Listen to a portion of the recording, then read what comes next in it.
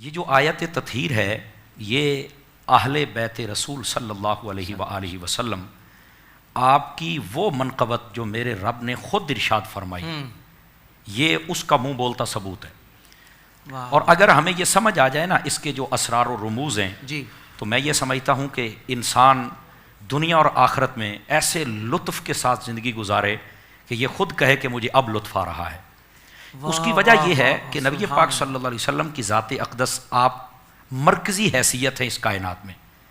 مرکزی حیثیت جب حضور اکرم علیہ الصلاۃ والسلام کی ذات اقدس کو حاصل ہے تو جو چیز آپ سے نسبت رکھتی ہے ان کے ساتھ محبت کرنے والا وہ سمجھو کہ حضور سے محبت فرماتا ہے۔ سبحان اسی لیے نبی پاک علیہ السلام نے صحابہ کرام اور اہل بیت سب کے بارے میں جو ان سے محبت کرے گا وہ مجھ سے محبت کرے گا، جو ان سے بغض رکھے گا وہ مجھ سے بغض رکھے گا۔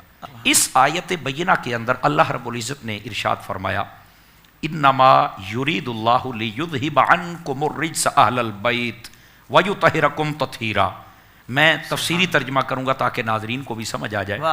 فرمایا اللہ نے یہی ارادہ فرمایا ہے کہ آپ کی اہل بیت سے ہر قسم کی آلودگی کو دور رکھے اور انہیں ستھرا کرے جیسے ستھرا کرنا۔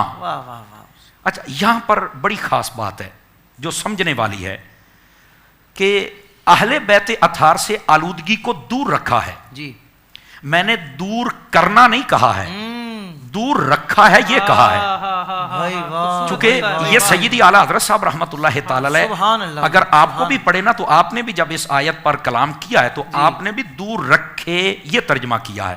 کیوں؟ اس میں لطیف نکتہ یہ ہے کہ دور کرنے کا مطلب یہ ہوتا ہے کہ کوئی آلودگی تھی جس کو دور کیا گیا، جی، اور دور رکھنے کا مطلب یہ ہے کہ آلودگی کو قریب آنے ہی نہیں دیا، پہلے ہی دور کر دیا۔ سبحان اللہ سبحان اللہ۔ یہ ہے اہل بیت رسول صلی اللہ علیہ وسلم ان کی شان اقدس۔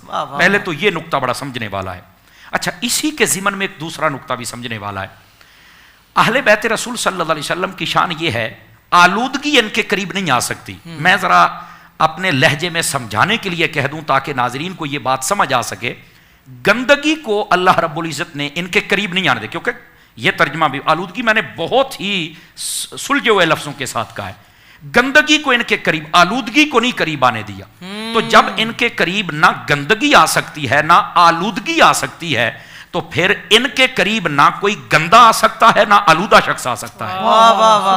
اب یہاں سے بڑا لطیف نقطہ ہے اور وہ یہ ہے بعض لوگ اہل بیت سے پیار نہیں کر پاتے۔ میں نے کہا تمہارا قصور نہیں ہے، چونکہ ان کے ساتھ ہمیشہ اچھا بندہ محبت کر سکتا ہے، گندا بندہ ان سے پیار کر ہی نہیں سکتا ہے۔ دیکھو نا، جب آلودگی کو دور کر دیا تو آلودہ شخص کو بھی تو دور ہی رکھیں گے نا۔ کیا بات ہے۔ تو یہ ان لوگوں کو سمجھنا چاہیے جن کے دلوں میں محبت نہیں، اپنے دلوں کو ستھرا کرو تاکہ حضور کی آل کی محبت آئے اور تمہیں بھی یہ سند مل جائے کہ تم بھی اچھے ہو، چونکہ اس گھرانے کی محبت یہ تو بندے کے اچھا ہونے پر دلیل ہے نا۔